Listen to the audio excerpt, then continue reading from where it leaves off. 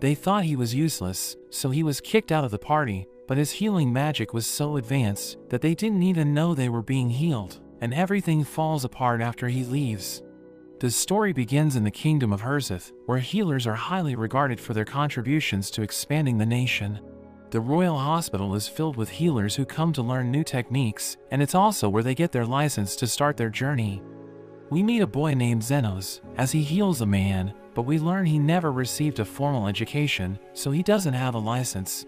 As the man leaves, Zenos' assistant Lily reminds him he has to make a house call, and she tells him she'll have dinner ready for when he gets back. As he goes out, he sees a girl that's in pain, and a man named Forbes arrives, asking her where she's been. She tells him she has a stomach ache, so she went to a hospital, but they didn't see her because she doesn't have money. Forbes doesn't care, reminding her that she's just a slave, and he takes her to a graveyard. As he throws her down, a black mist appears and enters her body, but he kicks her away, telling her he'll feed her if she finds anything valuable. But as he's about to leave, she suddenly attacks him with her claws, causing him to bleed. He tries to run away from her, but he runs into Zenos and asks him for help. He explains that his slave attacked him, so he needs to get to a hospital, promising to pay Zenos if he takes care of her. She starts throwing rocks at him, but he easily dodges all of them, and Forbes is impressed. He tells Zenos to eliminate her, but he refuses because his goal is to save lives. Forbes notes that Zenos could be killed if he doesn't drop his nonsense, but he's shocked as Zenos destroys a huge rock with his bare hands. He's impressed by the girl's speed, but he uses his magic to send her flying into a house, telling her to calm down. But as he gets close to her, he realizes that she's possessed by a ghost, so he uses his magic to set her free. Forbes is impressed by his powers and tells Zenos to heal him, but he explains that he's off duty. Forbes demands that he heal him immediately, so Zenos notes that it will cost him extra, but Forbes doesn't care and throws him a bag of coins. He tells Forbes it isn't enough, which annoys him, and he notes that he's already paying above the market rate, but Zenos reveals that he's an underground healer without a license. He asks to take the girl as his payment, and Forbes tells him he can have her, so he uses his healing magic to save him. Meanwhile at the house, the resident ghost Camilla appears, and she's excited for the food, but Lily tells her it's not ready yet. They're joined by a woman named Sophia, who asks for Zenos, but Lily tells her that he's out, so she decides to wait for him. Another girl named Linda arrives, and Sophia tells her to go back, since she's already Zenos' patient for today, but Linda decides to stay anyway. An orc girl named Lo comes bursting through the door, and Lily tells her she can join the others, but only after she fixes the door. She asks everyone if they'll stay for dinner, and Lo notes that it's the only reason why she's there, while the other girls also decide to stay. Lily goes to put away the laundry, but as she leaves, Lo and Linda taste what she's making, and they're amazed by how good it is. They can't stop themselves from eating, so Sophia warns them that Lily will get angry at them, but after smelling the food, she also can't resist. They end up eating everything, and they start to blame each other, but when Lily returns, she asks them to explain what happened. So Sophia mentions how they couldn't stop themselves from eating her food. They end up arguing with each other about who Zenos likes the most, but Lily tells them not to fight, because it will make him angry. She wishes they could all enjoy a meal together, so they apologize and offer to help her remake dinner, but she reveals that she's out of ingredients. Camilla overhears them, so she becomes angry that they ate all the food. Lily tells them to get her more ingredients, so they quickly head out, and Lily wonders if she'll be able to finish dinner before Zenos returns. When the slave girl wakes up, she wonders who Zenos is, so he explains that he just bought her. He tells her to strip, because he needs to make sure she's in perfect condition, but as she takes off her clothes, he sees what's causing her stomachache. So he immediately heals her, and she's amazed by his powers, but he thinks he's nothing special. She thanks him for curing her, and introduces herself as Teal, but he notes that she needs to work to pay him back, and she agrees to do anything for him, so he tells her to find herbs for him. After that, he notes that she did her job, so she doesn't owe him anymore, which surprises her, telling him all she did was find a few leaves. But he mentions that they have the same value as what he did for her, and he tears up the slave contract, but she has no idea what she'll do next. She promises to tell him once she finds out what she wants to do with her life, and he notes that if she gets hurt, she can ask him for help, but mentions that his healing isn't free. Zenos returns home, but Lily mentions that dinner isn't ready, and the other girls arrive with the ingredients. Camilla senses that he met another girl, but he tells her to stop teasing him, and Lily is happy to see they have what she needs, but she decides to make tea for everyone first. We see that Zenos used to be part of an adventuring party, but the leader Aston gives him a gold coin, telling him he'll never earn one in his life. He tells Zenos he hasn't been contributing anything to the party, so they don't need him anymore, but he reminds Aston that he was the one who invited him. They all start laughing, and Aston notes that he can never reject someone useful, but he wouldn't feel a thing if Zenos died. He mentions that their party has become famous, so they'll need to perform in front of nobles, telling Zenos they can't have him on the team. But he reminds them that it was only possible because of his magic, and Aston notes that the gold coin is his parting gift, warning him to never tell anyone he was in their party. Meanwhile, we see a man trying to kidnap Lily, so she kicks him and tries to get away, but he shoots her leg with an arrow, and she falls to the ground. He tries to grab her, but she bites him, and he ends up stabbing her. Zenos arrives, asking them what's going on, but they tell him it's none of his business, because Lily belongs to them. He buys her with the gold coin, and she wonders if she's about to die, but she's shocked as he instantly heals her. She thinks he must be a famous healer, but he mentions that he doesn't even have a license. She feels bad since he spent his money to save her, but he tells her she shouldn't worry about it, and asks about her home. But she mentions that she doesn't have one, so he decides to get her new clothes and feed her. At the restaurant, Lily wonders why he isn't eating anything, so he notes that he isn't hungry, but he really just doesn't have any money. A man named Zahn arrives, and seeing that he's badly hurt, Zenos heals his wound, which surprises him. He gives Zenos some money as a reward, which gives him the idea to open a clinic, and Lily wants to help him, but he knows that running a clinic without a license is illegal, so he doesn't want to involve her. She reminds him that he bought her, so she'll always follow him, and seeing how determined she is, he decides to let her stay with him until he finds a safe place for her. After that, they head to an abandoned house, and Lily wonders why he chose such an area, so he mentions that he can't open a clinic in town without a license. Lily is scared to go inside, because she's heard about wraiths, and they can kill humans just by touching them. After checking out the house, Zenos thinks it's the perfect place to start the clinic, but Camilla suddenly appears in front of them, which scares Lily. She rushes towards them, but Zenos repels her with his spell, and reveals that he's killed hundreds of wraiths before.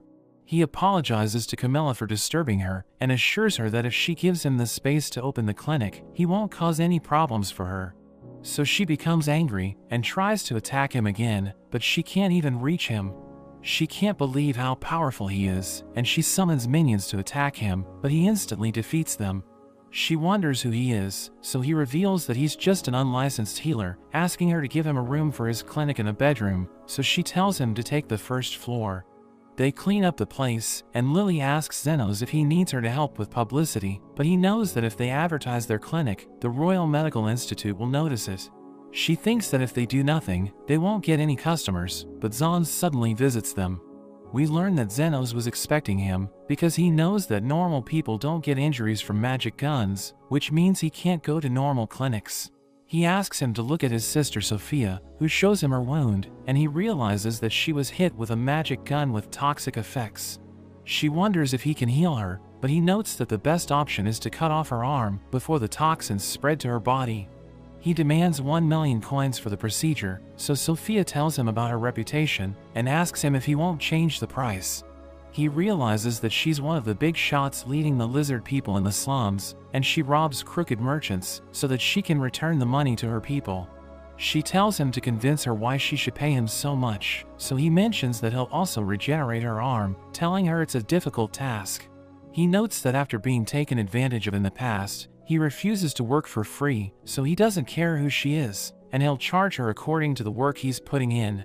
But she doesn't understand how he can regenerate her arm, since normal healers can't do that, which surprises him. As Zenos begins the procedure, he cuts off her arm using a scalpel, and he uses his regeneration spell to regrow her arm. She's amazed by his skills, while Zond is shocked to see Camilla's head poking through the roof, but Zenos assures him that she doesn't have any bad intentions. After that, Lily makes tea, and Zenos wonders why she made 3 cups, so she notes that it's for Camilla. Lily is glad their business is booming, since plenty of lizard people have been coming to their clinic, but she wonders why they're always hurt. So Zenos explains that there are 3 main gangs in the slums, who are always fighting with each other. Linda suddenly arrives, and introduces herself as the leader of the Wolf Beast Skin Gang. He tells her the clinic is closed, but he'll still check if someone is seriously injured, and she notes that he's the one who's about to be hurt. She was confused that no matter how badly she beat up Sophia's gang, they always recovered quickly, but she found out it's because of Zenos. She tries to attack him with an axe, but it breaks as it hits his barrier, and she orders her men to attack him. But their attacks don't work against him, so she decides to destroy the clinic, but they're shocked as Camilla appears in front of them.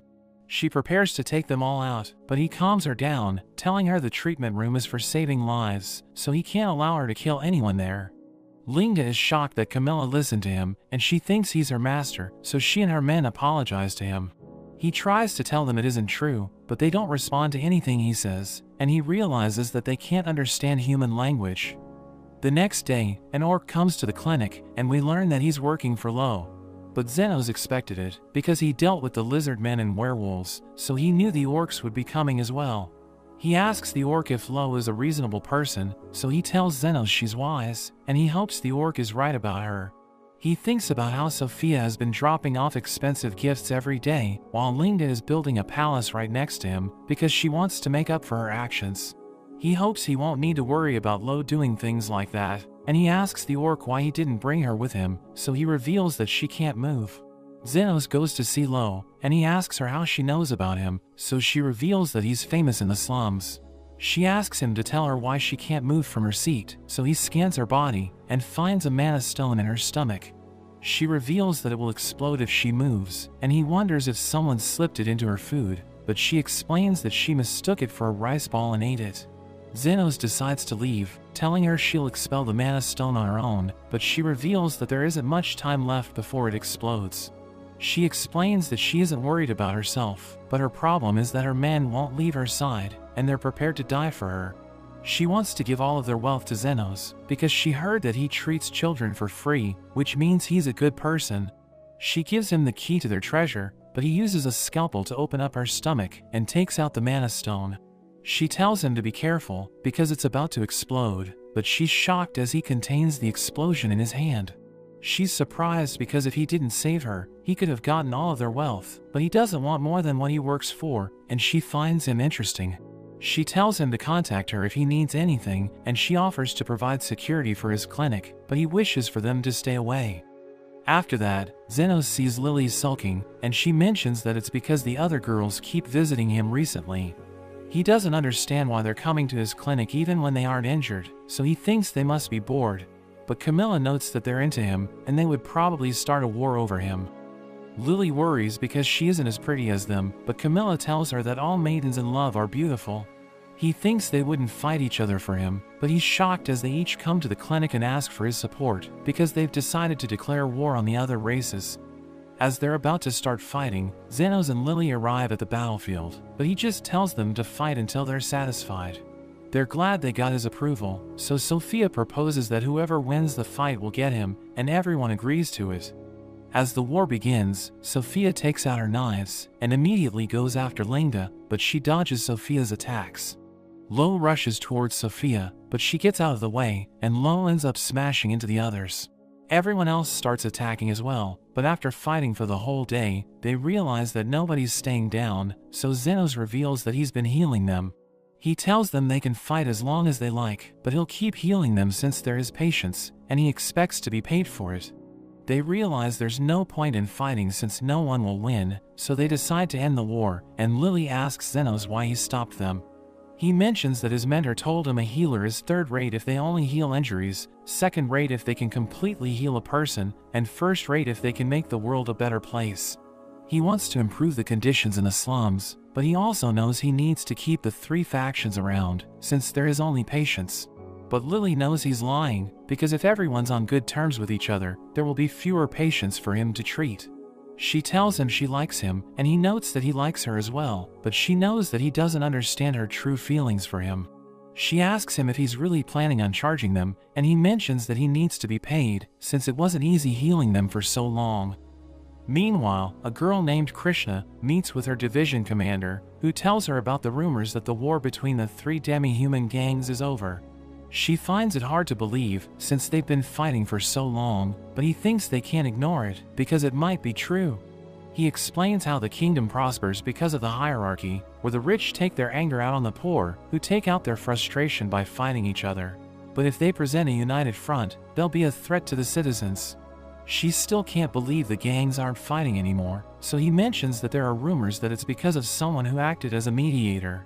But she thinks it's even more unbelievable that such a person exists, because it's hard to get the leaders of the slums to get along.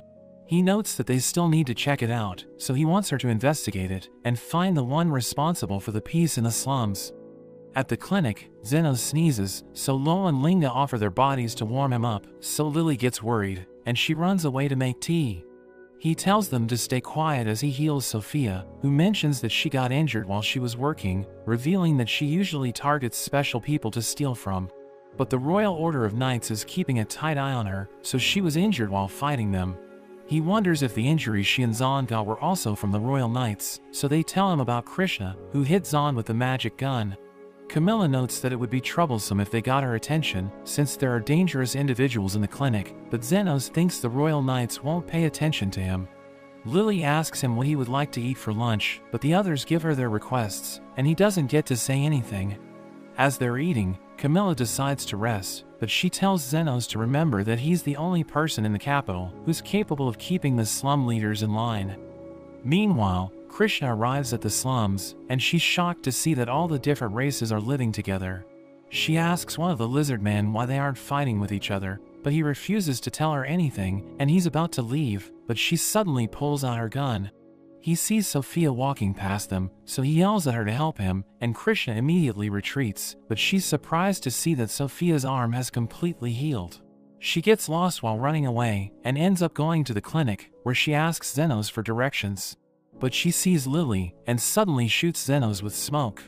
Krishna reveals that she's working on a bigger case at the moment, but she has also been investigating the kidnapping of children, and she thinks Zenos is the culprit. But Lily tells her that he saved her, which makes her realize she jumped to conclusions, so she apologizes for her actions. She thinks that since he got hit by her bullet, he won't be waking up for a while, but she's shocked to see that he's completely fine. He tells her he used defensive magic, but she mentions that it shouldn't be enough to stop her gun, so she wonders if he's a grand sorcerer who has worked all his life on defensive magic. He tells her it isn't the case, but she thinks it's the only explanation, and notes that no one can deceive the eyes of the vice commander of the Royal Knights, which makes them realize who she is. Zenos puts up a signal to make sure no one comes to the clinic, while Krishna tells him how she came to the slums to capture an individual, but he wonders if she should be telling him such information. So she explains that she can't expect him to cooperate with her if she doesn't give him details, and he notes that he didn't agree to help her, but she tells him that every citizen must help the Royal Knights. She reveals that the person she's looking for is the mediator who ended the war between the three factions, which surprises him, and she reveals that no one in the slums told her anything. She thinks the mediator is a master at controlling people, thinking he must be evil, but Zenos notes that he might be trying to lay low. So she asks him if he knows who the person is, but he tells her it's just his instinct. She mentions that he might become a threat to the kingdom, but Lily tells her that the mediator just hates seeing people get hurt, so Krishna thinks she must know who he is. Zenos notes that Krishna should leave, since she's on an important mission, but she sees that he has an extra bed, so she decides to stay there. Lily makes tea for her, which ends up burning her mouth, while Lily sits in Zenos' lap and tells him to pat her head. Camilla turns invisible and starts to whisper in his ear, telling him Lily is jealous, so she's trying to show Krishna how close she is to him. She keeps trying to make Krishna jealous, but seeing that she doesn't care, Lily decides to use the secret move Camilla taught her.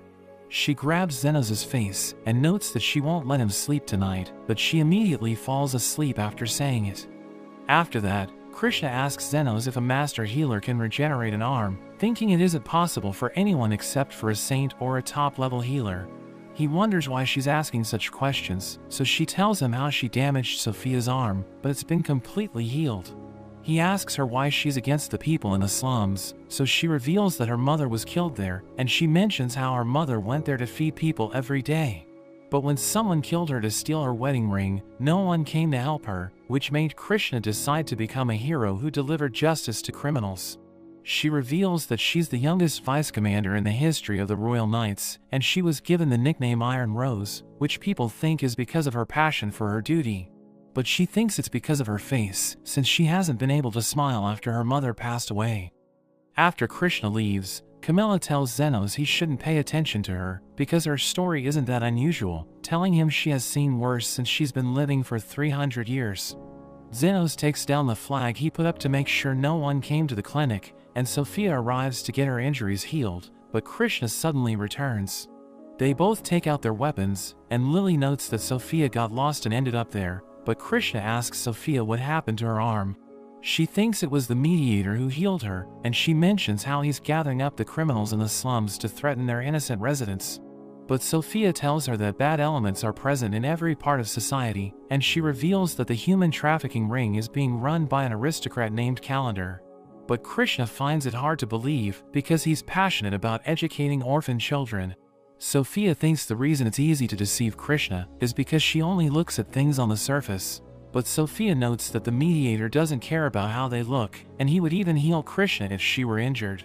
Zenos tells her he's the mediator, but she refuses to believe him, thinking he isn't a master healer since he specializes in defense. He tries to convince her he's telling the truth, but she doesn't believe him and notes that he has sided with the demi-humans, so she leaves to find a new base. After that, Krishna meets with Calendar and tells him that there's a group of thieves working in the area, so she needs to inspect the security of his manor to make sure he's safe. He shows her around, and she thinks she's just wasting her time because there's nothing strange happening there. She asks Calendar if she can use his bathroom, and she continues to look around, thinking he has too much security for a person of his level. She looks around and sees a well, and she goes to check it out, realizing there's a group of children being held there. She tells them she's a hero, and promises to save them, but Calendar suddenly shoots her from behind. He tells her she shouldn't be poking her nose in his business, and he prepares to end her life, but Zenos and Sophia arrive. He knows who Sophia is, and he thinks no one will care if he shoots her, but he suddenly shoots Zenos instead. He starts to laugh, since he thinks Zenos is dead, but as the dust settles, he's shocked to see that Zenos is completely fine. Calendar keeps shooting at him, but his shield protects him, and as Calendar tries to take out his other gun, he accidentally drops it and falls over. Zenos picks it up and points it at him, so he begs him to let him go, but Zenos refuses to spare him. So he starts apologizing to Krishna, but Zenos notes that he should be saying sorry to the children instead. He shoots Calendar, and Krishna wonders if he's dead, but Zenos mentions that the limiter was on, so he's probably still alive. She tells Zenos it's too late to save her, so he should report everything to the Royal Knights, but she's shocked as he heals her and regenerates her arm. She realizes that he really is the mediator, and she thinks a hero is someone perfect like him, but he notes that no one is perfect. He tells her she's still a hero to the children, and she realizes that even though she thought her mother was a victim, she was truly happy when she went to the slums to feed children. She starts to cry, and notes that even though her mother was flawed, she's still her hero. After they save the kids, Zenos and Sophia decide to leave, because the Royal Knights will be there soon, but Krishna stops and asks him why he saved her. He notes that it's because she still needs to pay for using his bed, and he also added the charge of healing her to the bill, and she finds him amusing. We go back to when Aston found Zenos in the street, and he invites him to join him, but Zenos thinks that people from the slums can't become adventurers. Aston tells him his status doesn't matter if he has the skills, and he asks Zenos if he can do anything, so he mentions that he knows healing magic. Aston doesn't believe him, but he still takes him in, because he was really just looking for a slave. After that, we see Aston fight a wolf, and Zenos secretly heals his injuries, allowing him to use his sword to cut down the wolf, but he thinks Zenos is useless. So after firing him, he goes with the rest of the party to complete a job for a noble named Fennel, and they plan to finish it quickly, so that they can go back to drinking. They come across a group of magical creatures, so Aston tells another member named Guile to use defensive magic. He rushes towards the creatures, but one of them burns his arm, and he realizes that one of them is about to be eaten. So he tells the mage named Anders to use attack magic, but he's too scared to do anything, so Aston thinks about firing him as well. He tells Guile to hurry up with the defensive magic, so he reveals that he's already using it, but it doesn't seem to be working. They're forced to retreat, and Aston yells at everyone for struggling against rank B monsters, but Anders mentions that Aston didn't do anything either. Guile wonders if it was really Xenos who was healing them, and Aston notes that it isn't possible, but they still need a healer, so they hire a girl named Human before they return to the cave. She wonders why they need her help, even though they're famous for coming out of battles without a scratch, so he tells her a lot has happened. They ask her about their other member who was almost eaten, so she reveals that he'll survive, but he won't be able to continue being an adventurer. Aston thinks it doesn't matter, because they don't need him in the party, telling everyone he wasn't strong enough. As they enter the cave, the beasts instantly shoot fireballs at them, and Anders ends up getting hit. Ewan mentions that he might die if a real healer doesn't take care of him, so they decide to retreat again, and Aston yells at Guile because he thinks Guile wasn't using his defensive magic. But Ewan reveals that Anders would have died instantly if the magic hadn't been in place, and Aston tells her to heal him quickly. But she notes that he needs to be taken to a hospital, because even the high-level healers won't be able to help him in such an environment. Aston wonders if Xenos was really healing them, because they've been getting hurt ever since he left, but he tells himself it isn't possible. After that, Fennel's butler delivers a letter to Aston, telling him to never show his face again to his master. The butler mentions that if they had told them the job was too much, Fennel could have made other arrangements for his daughter's birthday. But Aston couldn't complete the quest, so Fennel couldn't give anything to her. Aston tries to pin the blame on Xenos, but he realizes that he never officially told anyone that Xenos was a member of their party. He asks the butler to give him a chance, and he notes that they plan to hire new members, so they won't let him down. But Guile thinks it's a bad idea, because they don't have a plan, but Aston mentions that he'll bring Xenos back. As they head to the slums, Guile wonders how they'll find Xenos, and Aston plans to hire the 3 demi-human leaders to help them.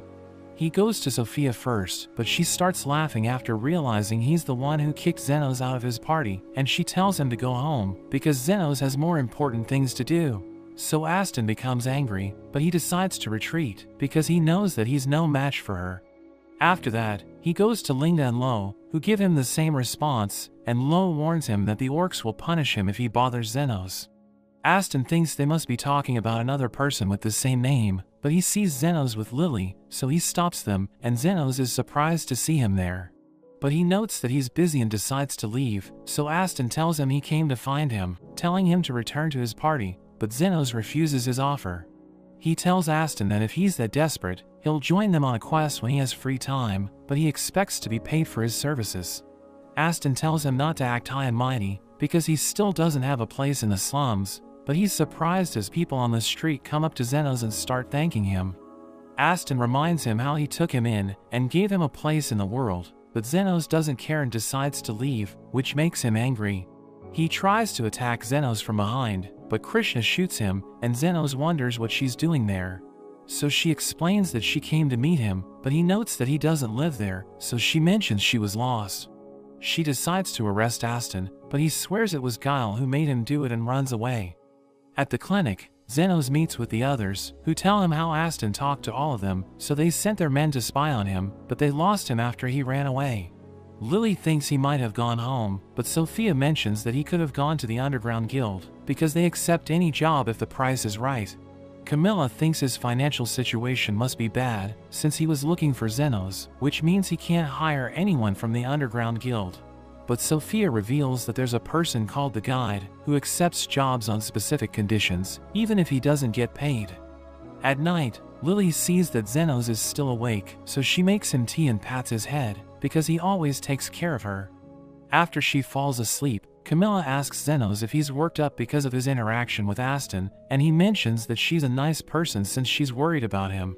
She asks him how he learned healing magic while he was in the slums, so he reveals that it all started when he tried to revive a corpse, which shocks her since it's forbidden magic. She reveals that when she was alive, people used sorcery to create golems, which worked endlessly since they didn't feel pain. The ground suddenly starts shaking, and she goes to check it out, but she's shocked to see a golem destroying the slums. We see that the golem was created by the Guide, on the request of someone who wants to hurt Xenos, and he thinks it's also the perfect way to test his creation. Zenos and Camilla go to the slums, and the three leaders also arrive, revealing that the golem hurt their people. They wonder what it is, so Zenos explains that it's an artificial life form, but the magic to make it has been lost for a long time. He wonders if anyone knows where it came from, and Lo reveals that one of her orcs saw it coming from deeper in the slums, which makes him wonder if it's the work of the underground guild. But he knows that it isn't the time to think about that, and he tells everyone to gather all the injured in one place. Meanwhile, the guide watches the golem from afar, and he thinks that it can still be improved, but he believes it should be able to kill Zenos, wondering how he'll act as the people close to him die. Zenos keeps healing everyone, but he's annoyed because he isn't getting paid for it, and he's also worried about Lily. The guide finds him impressive, realizing he's an excellent healer, but he knows that nothing matters until they can stop the golem. Zenos manages to heal everyone, and he hopes that the golem will just leave, but Camilla mentions that it won't go away until it has fulfilled its order. She thinks something's wrong, because the high-purity magic stone that forms the core of the golems is only found on the southernmost continent, where the Demon Lord's castle was located. She adds that the stone should have been used up during the Man-Fiend War, and the systems for black magic were lost a long time ago. The other ingredients to make a golem are also difficult to acquire, so she doesn't understand who's behind it, but Zenos notes that he needs to stop it. The others decide to join him, and he asks Camilla how to defeat it, so she mentions that they need to destroy the magic stone that makes up its core. So he tells the others to fight the golem, while he supports them with his magic. They rush towards it and attack its legs, causing it to fall to the ground, but it immediately regenerates. It sends Linga flying through the houses, but she's completely fine thanks to Zenos' healing. He tells himself to remember that he needs to be close to them, because the farther away he is, the weaker his magic becomes. He also knows that he can't use different types of magic at the same time, so he needs to use them according to the situation. After seeing the golem fight, Zenos comes up with an idea, and he tells the others to attack its legs, but as they follow his orders, they see that it's about to fall on a kid. He rushes to save her, but the golem makes sure it doesn't crush her, and Camilla is shocked seeing this, because it isn't supposed to have free will. So Zenos scans it, realizing the magic stone is in its left chest, and he sees that Aston is inside it. Meanwhile, the guide mentions that the best way to create life is to combine a human being with a magic stone, so that they will form a new core. He thinks Aston was the best choice because he only had negative emotions, and he wonders how Zenos will finish the fight because the only way to win is to kill Aston. Zenos tells everyone else to leave, but they assure him they can still fight, and he remembers how his teacher told him that healers shouldn't fight on the front lines. But he notes that he's the only one who can finish the fight, so everyone else decides to trust him. After they leave, Zenos thinks it's odd that someone as selfish as Aston just saved a kid, and he remembers Guile, who told him the reason why Aston is obsessed with power and money. We learn that it's because his sister died, since he didn't have money to buy medicine for her, and he always thought it was weird that Aston knew Zenos didn't have a place in the world. But he realizes that it's because Aston is just like him, and the golem attacks him, but he enlarges his scalpel to cut off its arm, and opens up its chest. He sees Aston, but tells him it's the last time they'll be seeing each other, and he attacks him with his scalpel. The guide is disappointed, since he didn't hesitate to kill Aston, but he's shocked as he sees Zenos cutting out the magic stone from Aston's body, while healing him at the same time. He can't believe Zenos is still capable of doing that, because he just healed hundreds of people, and supported his friends who fought the golem. Aston wonders why Zenos saved him, so he explains that he needs Aston to tell him who's behind everything, because he's going to make them pay him for all the work he's done. He adds that even though Aston is a bad person, he still pulled him out of the slums, and gave him the gold coin, which led to him saving Lily and opening the clinic. But he notes that the biggest reason why he's saving Aston is because he needs to do his job as a healer. Zenos destroys the magic stone, and Aston mentions that he feels sick, because he now realizes how amazing Zenos is.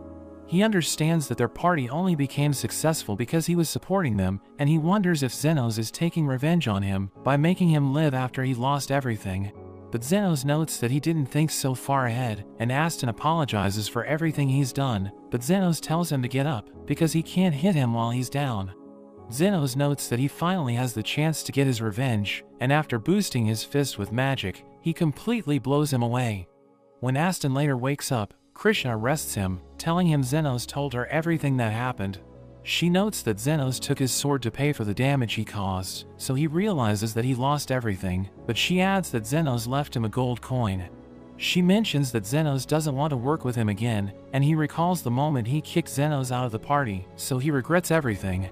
The others see how tired Xenos is, and even though he tells them to rest, they decide to help him and make sure he gets home. As they arrive at the clinic, Camilla notes that she's disappointed that Xenos survived, because she was looking forward to having the place to herself again. But Lily reveals that she was so worried that she was floating all over the house, so she becomes embarrassed. Lily notes that she was also worried when Camilla told her the situation, but she knew Xenos would return, and she welcomes him home. Krishna reveals that they've investigated the golem attack, and they discovered that the guide is behind it, so Xenos notes that he'll remember him, since he still needs to pay for the damage he caused. Sophia mentions that she also looked into him, telling everyone he's always alone, and he just started working in the underground guild. Krishna notes that he erased his trail, but the leaders think he'll be back, thinking he's already planning his next move. But she tells them to stop speculating, and they start arguing with her.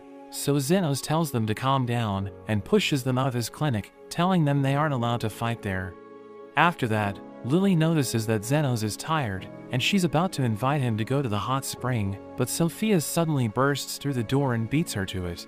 He agrees to go with her, and she notes that she's looking forward to it, but the other girls arrive one after the other, and they all invite him to go to the hot spring. He decides to go with all of them, but he wonders why they're so obsessed with hot springs, asking Lily what she wanted to talk about, but she tells him to forget about it. Camilla notes that she enjoys seeing the girls fighting over him, but she mentions that she hasn't been to a hot spring for a long time, so she decides to join them. We see Xenos in the men's bath, but Sophia suddenly joins him, telling him nobody will disturb them, because she put up a sign which mentions that the bath is being cleaned. She notes that she never expected everyone to get along, telling him he might someday change the world, but he wonders why she's getting closer. She reveals that she was talking to him to distract him, and she tries to grab him, but Linda suddenly joins them and lunges at Xenos. But Sophia stops her, and they start fighting over him. Lola emerges from the water, revealing that she was waiting for Xenos, and she joins the fight, but Krishna also appears, telling the girls they shouldn't be in the men's bath. But they know that she's also there for Xenos, so they start ganging up on her, but he becomes angry since he can't relax, and he tells them to go back to their own bath. We see Human in the women's bath, and she's surprised to see the girls, wondering how such a mixed group came together. Lois starts boasting about her assets, and we see that Lily is jealous, revealing that she lacks confidence because she has a flat chest. But she's happy to see that Human is just like her. Camilla notes that bigger isn't always better, telling her Xenos might prefer smaller chests, but she wonders why Camilla is transparent. Human realizes she's a ghost, and she prepares to exorcise her, so she quickly flies away. Human looks around, realizing that the other girls are relaxing, so she wonders if she was just imagining things. After that, Xenos has dinner with the girls, but he realizes that Krishna isn't sitting with them, and she explains that she doesn't want to be seen with demi-humans, since she's a royal knight.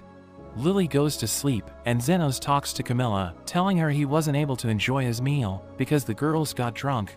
He wonders how Camilla was able to get there, because he knows that she shouldn't be out in the sun, so she reveals that she possessed Lily's staff, telling him she can do it since she's attached to it. He wonders if it belonged to her when she was still alive, but she tells him she can't remember, and he realizes that she doesn't like talking about her past. The next day, everyone hears an explosion, so Human heads to the kitchen, where she realizes that the chef's arm has been burned.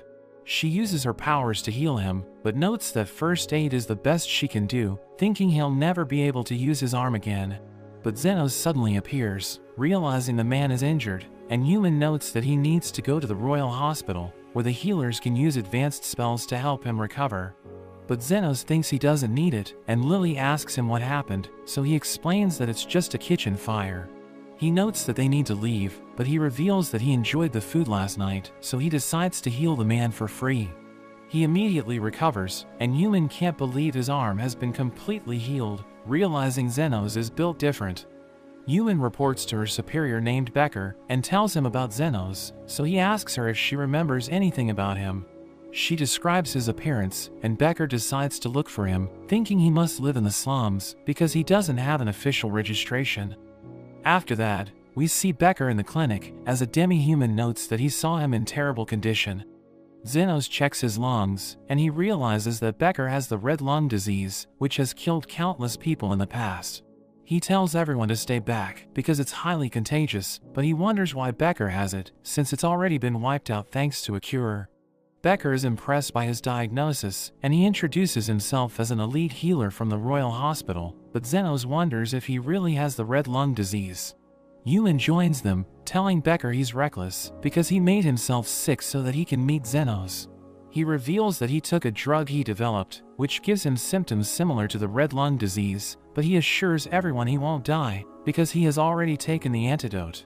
Human reveals that he invented the cure for several diseases, including the red lung, so he was granted the special rank of elite healer.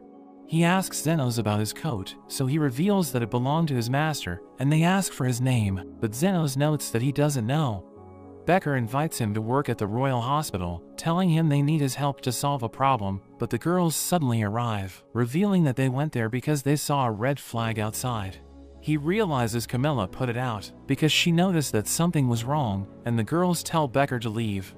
But he decides to change his approach, telling Zenos to consider it a commission, and he agrees to work with the Royal Hospital. Sophia questions his decision, but he explains that he needs them on his side, and he recalls that they saved countless lives in the slums by distributing the cure for red lung without asking for payment.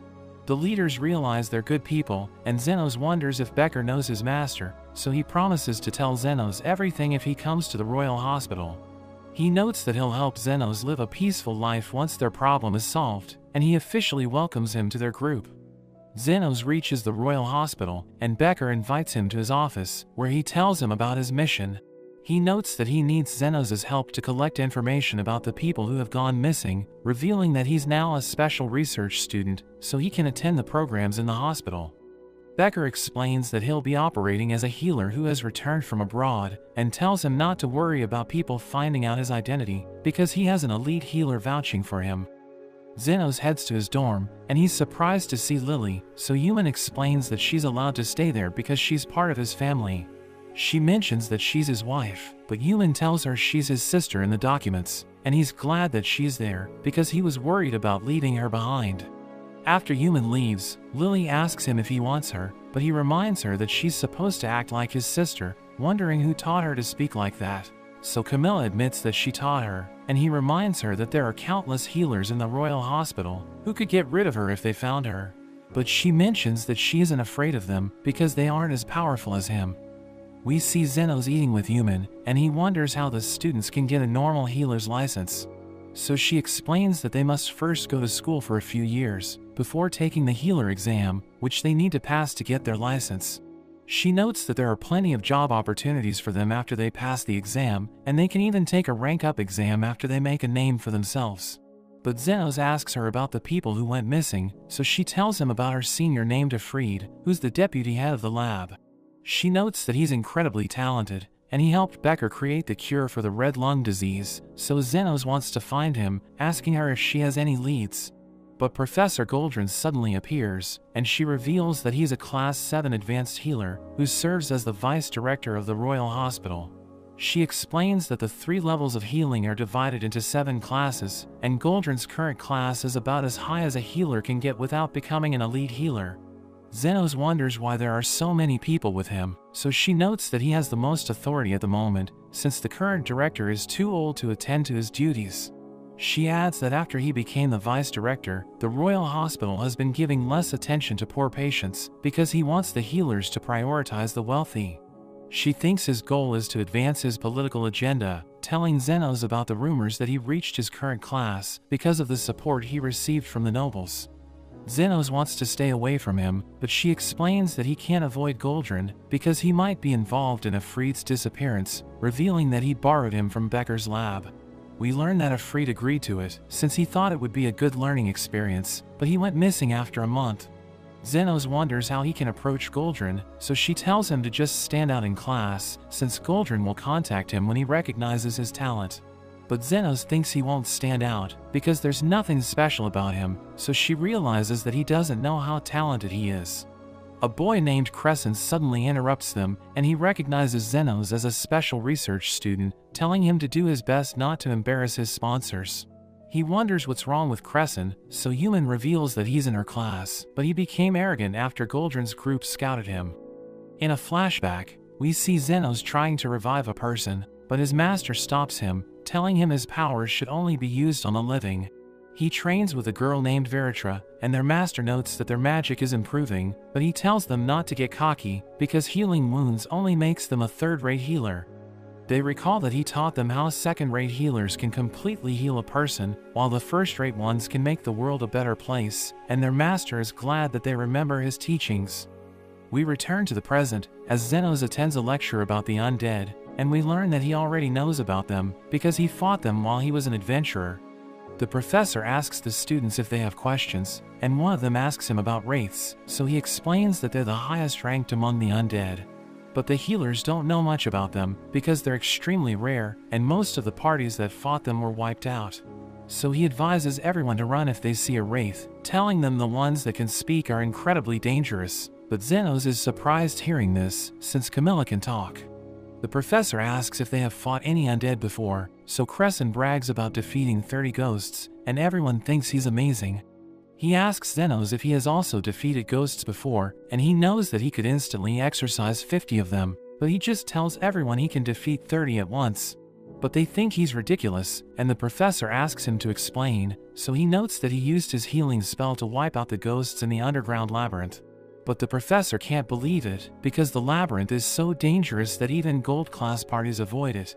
Crescent thinks he's lying, so he tells him to stop talking nonsense, and the next professor begins his lecture on magic circles. He asks the students to draw one on the blackboard, so Crescent draws his best magic circle, which impresses the professor. He wants to see what Zenos can do, and we learn that he doesn't know much about magic circles, but he recalls that his master showed him one a long time ago, so he draws it on the board. Crescent thinks he just made it up, but the professor realizes it's an advanced regeneration spell, and Zenos reveals that it can regrow lost body parts. The professor can't believe it, but he thinks no one can activate it, because it requires an insane amount of mana. But Zenos activates it on the spot, and he notes that it isn't that useful, since he doesn't need it to regrow lost body parts. After that, Goldrin's subordinate tells him about Zenos, telling him he can defeat 30 ghosts at once, and another man reports that the undead have gathered at the graveyard. Goldrin thinks it's the perfect chance to test Zenos, so he decides to send him there, wondering if he can live up to his claims. The students gather to deal with the undead, and they use their healing spells to exorcise the ghosts, but they end up getting surrounded. So Zenos uses his high heal to save them, and Human can't believe he defeated all of the ghosts at once, but Crescent takes credit for his actions, and tells everyone to report his success to the teachers.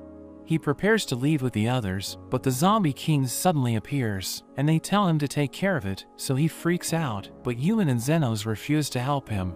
He tells everyone to run while he buys time for them, and he uses his strongest spell on the monster, but it has no effect, and he struggles to dodge the monster's attacks. Human thinks the ghosts gathered at the graveyard because of the zombie king, revealing that they're drawn to high-level undead creatures, and Zenos realizes that Crescent is in trouble.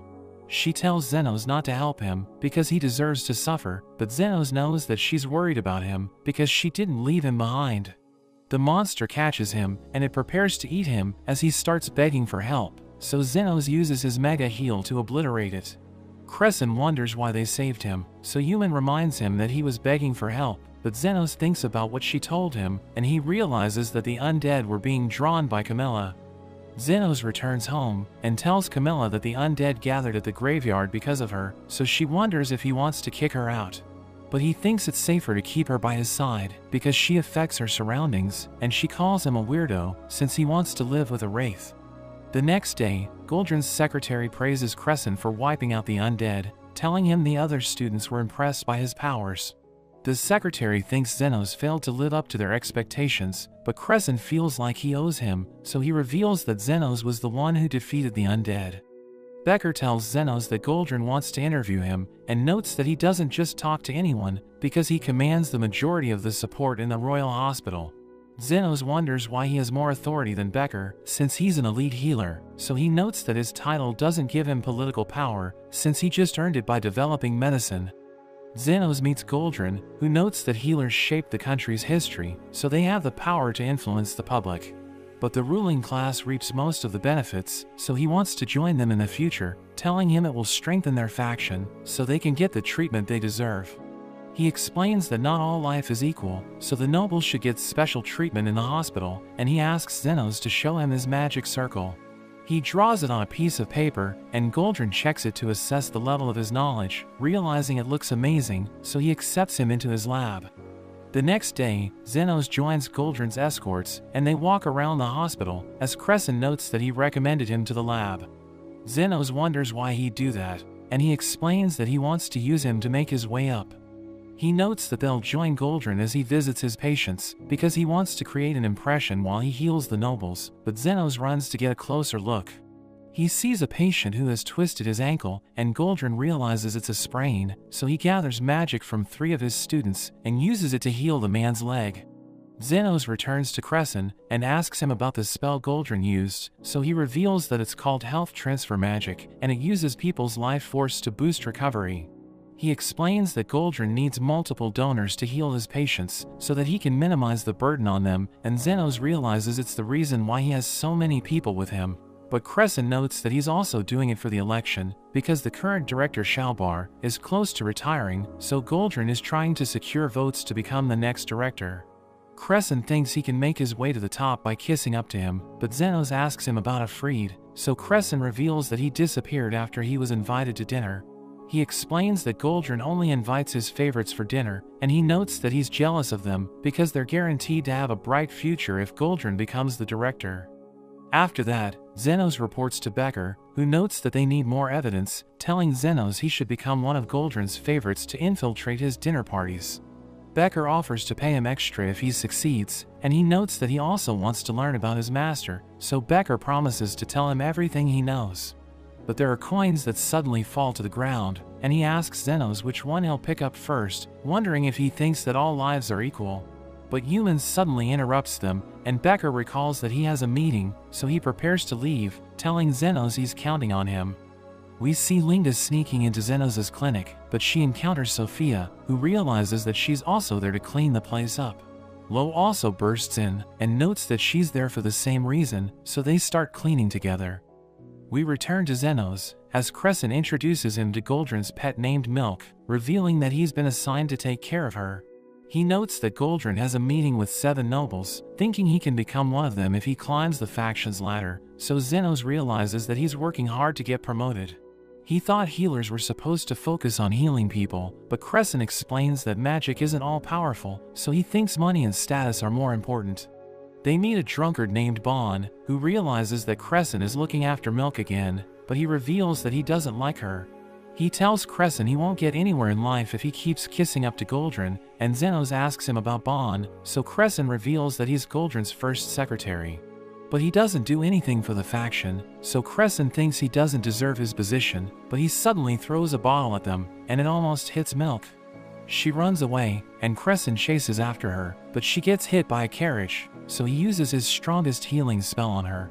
But it doesn't work, and he thinks it's all over for him, because he can't save Goldrin's favorite pet. Xenos uses his basic healing spell, and Crescent thinks it won't work, thinking they need advanced magic to heal her. But he realizes that she's in perfect condition, and Xenos notes that her bones have been healed, so she can continue to walk like nothing happened, but he suggests letting her rest. After that, Xenos meets Human, who invites him to join her for a walk, and she takes him to the woods, where she apologizes for getting him involved. She explains that she feels guilty, because she wasn't talented enough to be scouted by Goldrin, so he ended up being dragged into it. But he tells her it's okay, because Becker will pay him for his efforts, and he notes that he's grateful for the opportunity, because he was able to step into the hospital. He mentions that he wants to learn about his master, who taught him everything he knows, so he feels like he owes him. Human notes that she also owes Becker, since he served as her mentor, and his girlfriend left him because of his dedication to his research, so she's now looking after him. Xenos asks her about their relationship, so she reveals that Becker is her uncle, but she's nowhere near as talented as him, and she just focuses on researching how to store medicine. She thinks her research is boring, and Xenos agrees with her, but he tells her the most important things in life are usually the most boring ones. She's happy hearing this, telling him he's an interesting person, but they hear Camilla's voice as she notes that he has found a new lover. So Yuman wonders what's happening, but he just tells her to ignore it. That evening, they head back to the hospital, but Crescent suddenly approaches them, and he begs them to help him. Goldrin has a meeting with Lord Fennel, who asks him to examine a rash on his daughter's face, which has been growing over the past few days. Goldrin notes that she has the odd face disease, and Fennel asks him if he can cure her, but he knows that it won't be easy. After that, Goldrin thinks about the disease, knowing it isn't life-threatening, but Fennel's daughter needs to undergo surgery, and he's worried that it will leave a scar on her face. He notes that if he has enough donors for his health transfer magic, it would be easy to heal her without surgery, but she doesn't want people to see her face, so he can only bring 2 assistants with him. He decides to spend time with Milk to unwind, but he bumps into Bon, who reveals that she got run over by a carriage. So he becomes upset, asking Bon if he's behind it, but he notes that Crescent has already healed her. Goldrin visits Milk in her room, and he's glad that she's in perfect condition, realizing she doesn't even have a scar on her body. We return to Crescent, as he tells Xenos that he was asked to heal the daughter of Fennel, who has the odd face disease, but Xenos tells him not to panic, asking him why he doesn't just cut it out. So he explains that it's rooted deep into her skin, and the surgery would leave a huge scar on her, thinking he's doomed if he messes up her face. Yuman wonders why he was given such a difficult task, thinking it's because he stole the credit for something, but he explains that it isn't true, since he told the secretary that Xenos was the one who healed Milk. Lily gives them tea, and Crescent finds her cute, but she explains that she already belongs to Xenos. Goldrin heads to Fennel's mansion, asking him why he's been summoned, so Fennel explains that his daughter refuses to leave her room because she doesn't want to have a scar on her face. But he thinks Goldrin can treat her without leaving a scar, asking him to convince her to undergo surgery. They head to her room, and Fennel tells his daughter to let Goldrin handle her treatment. He mentions that he's from the Royal Hospital, and explains that her condition can't be fixed without surgery, but she doesn't trust him because she thinks her enemy sent him to ruin her face. Crescent is confident that he can use his charm to change her mind, thinking he can make her fall in love with him, and he introduces himself as Goldrin's assistant. But she looks down on him, telling him he has no right to talk to her, since he's just an assistant, so he becomes depressed. Xenos realizes it's his turn, but he tells her it's okay if she doesn't want to undergo treatment, because her condition won't kill her. He notes that the worst it can do is make her look like an old hag, and he prepares to leave, but she gets worried hearing this, so she decides to listen to them.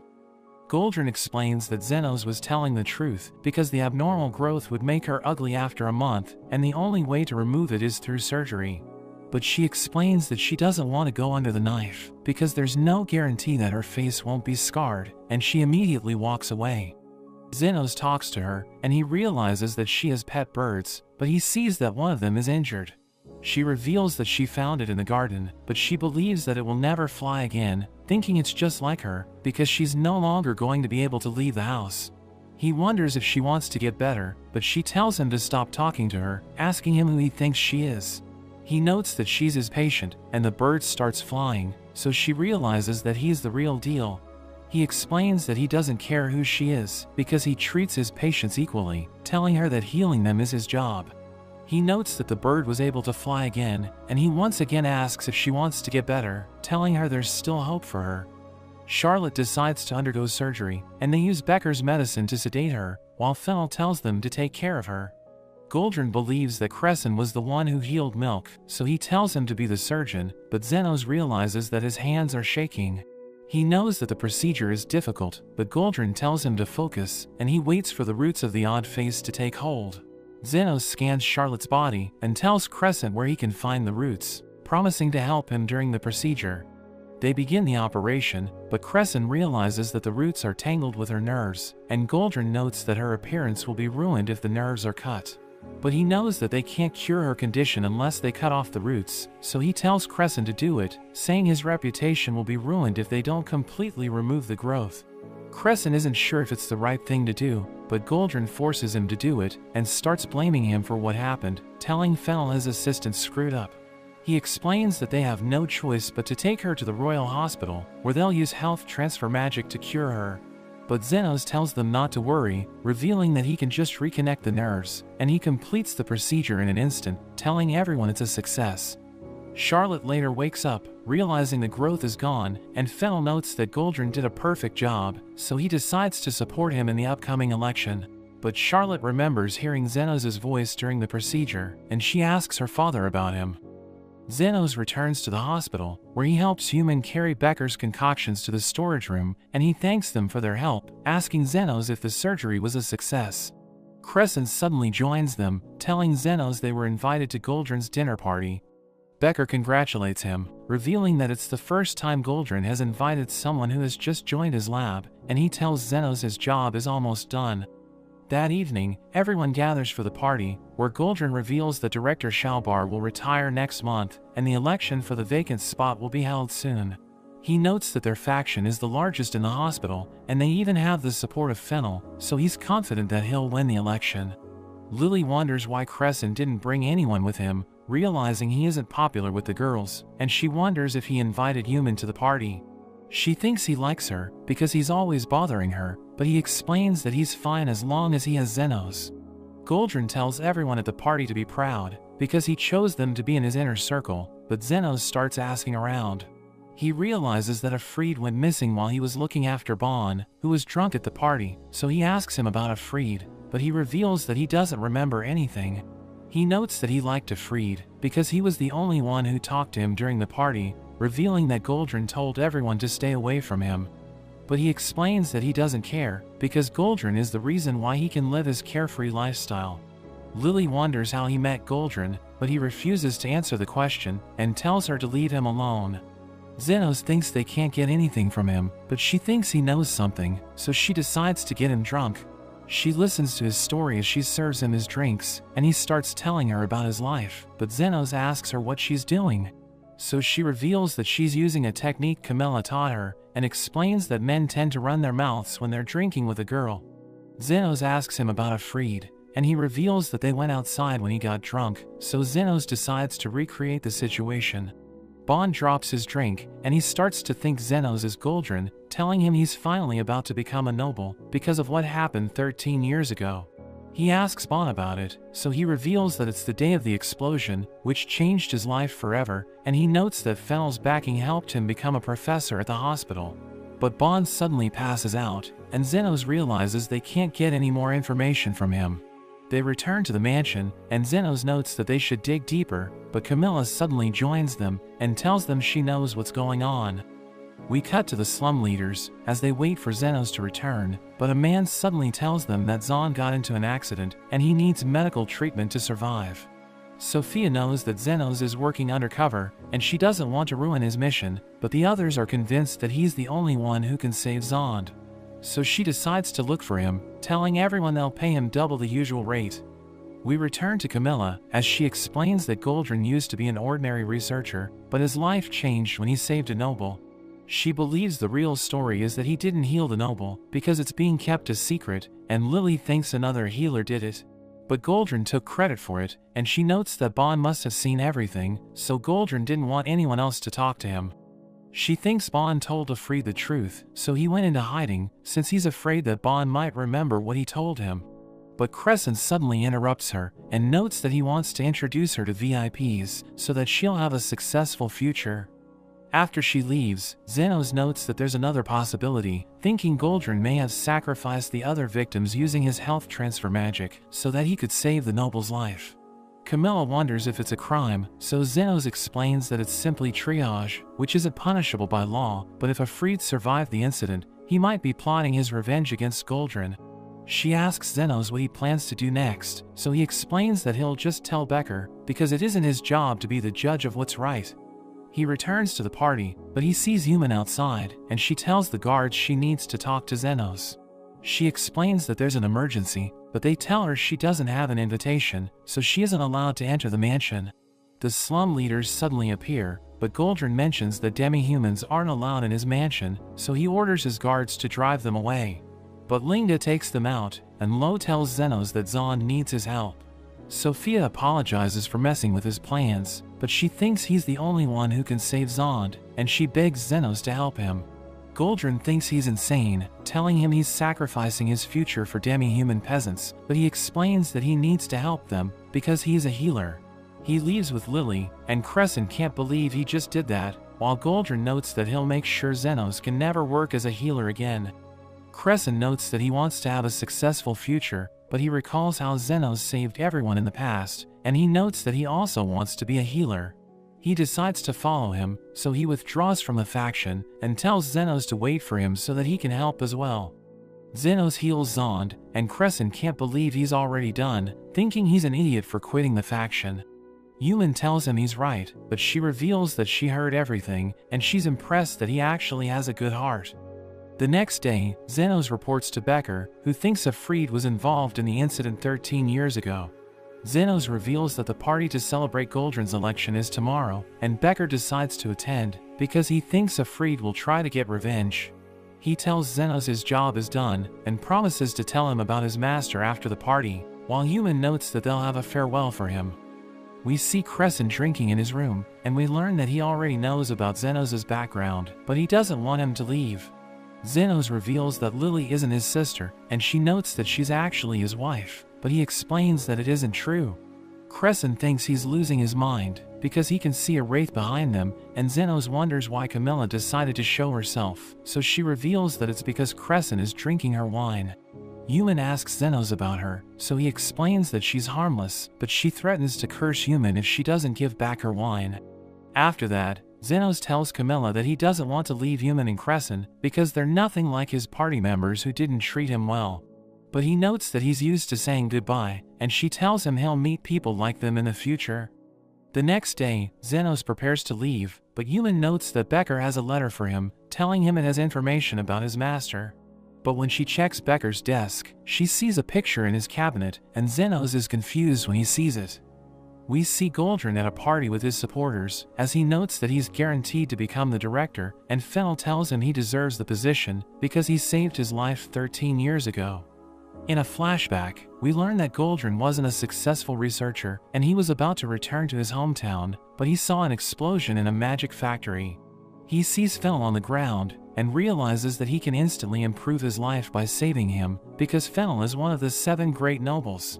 Goldrin casts his health transfer magic to heal him, but he uses the other victims as donors, and Bond captures the moment on camera. So to stop himself from being exposed, Goldrin gives him the position of secretary, and allows him to live a carefree life. We return to the present, as Becker congratulates him and gives him wine. He notes that Xenos was a promising student, but thinks he'll never be successful, because he left his faction just to heal peasants, telling Becker that not all lives are equal. Meanwhile, Xenos and Humans see the picture from 13 years ago, and they see that Afreed was there, so they realize that he survived the explosion. But Human is surprised to see a woman in one of the pictures, because she recognizes her as Becker's fiancée. We return to Goldrin, as he prepares to give a speech to his guests, and he invites them to have a toast with him, but after they drink the wine, he suddenly passes out. He later wakes up, and he sees Becker, who reveals that he poisoned everyone, so they will die if they aren't treated within an hour. He notes that Goldrin's wine was less potent, so he still has 2 hours to live, but he wonders why Becker is doing this. So he explains that he's just recreating the moment from 13 years ago, revealing that Xenos investigated the incident and gave him a lead. He notes that Bond kept his mouth shut, so he gave him his special concoction to make him talk, and found pictures from 13 years ago. He knows that Goldrin sacrificed the other victims to save Fennel, and notes that Afreed and his fiancée were among them, telling Goldrin to decide who he wants to save at the party. He wonders if Becker has an antidote, but he drinks his wine, and notes that he just poisoned himself, telling Goldrin to save him if he wants the antidote. Becker tells him to hurry, because he's running out of time, and he decides to heal himself before saving Fennel, because he isn't sure if Becker has the antidote. He prepares to sacrifice his other guests, but Becker reminds him that his poison was less potent, so he has the most life force in the room, telling him he can use it to save everyone. But he notes that he must save himself first, because his life is more valuable than his supporters. Xenos suddenly arrives with his friends, and Human notes that they found the pictures, so she had a feeling Becker was up to something. Xenos realizes that he poisoned everyone, and she wonders why he did that, so he explains that he wants to avenge his fiancée. He knows that her death wasn't an accident because a Freed told him that Goldrin had something to do with it, but he disappeared after their conversation.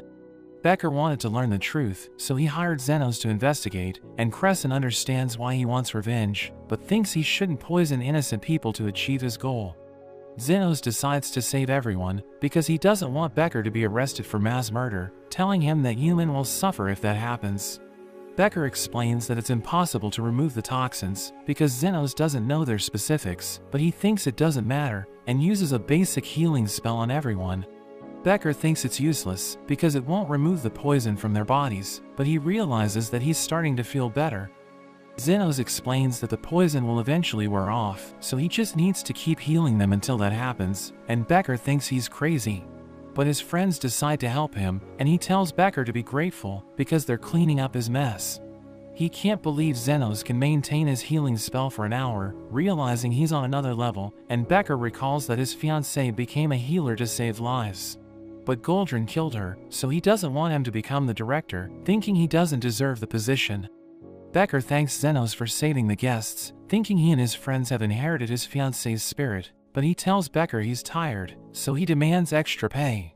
Goldrin wonders why he wasn't healed, telling everyone to save him, but they remember what happened, so they know that he was planning to sacrifice them to save himself.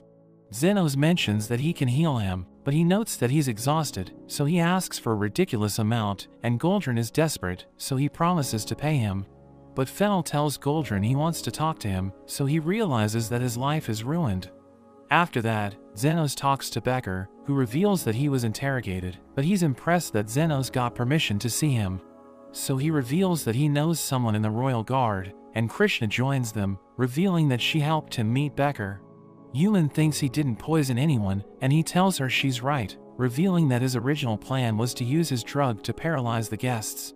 He wanted to trick Goldrin into thinking he poisoned them so that he would confess his crimes, but a different chemical was used on the line, and Xenos thinks a Freed was behind it. Becker thinks he was at the party to watch the events unfold, but he notes that he's still guilty because he knew that the wine was poisoned, but he decided to pressure Goldrin anyway. Krishna tells Human not to worry because she can use her authority as vice captain to release him, and Human begs her to do it. Xenos prepares to leave, but Becker asks him about a Freed, and Xenos doesn't believe that he survived the incident 13 years ago. Becker thinks he isn't the same person who was sacrificed by Goldrin, so he wonders what a Freed is up to, telling Xenos he might be his next target.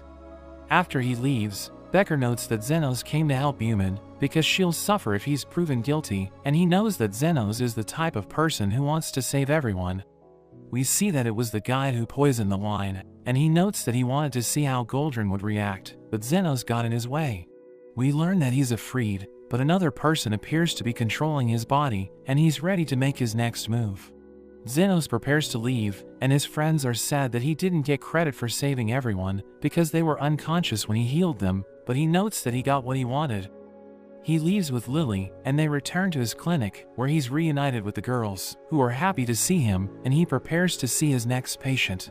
But that's where this video ends. Remember to like and subscribe to the channel. Thanks for watching, and I'll see you next time.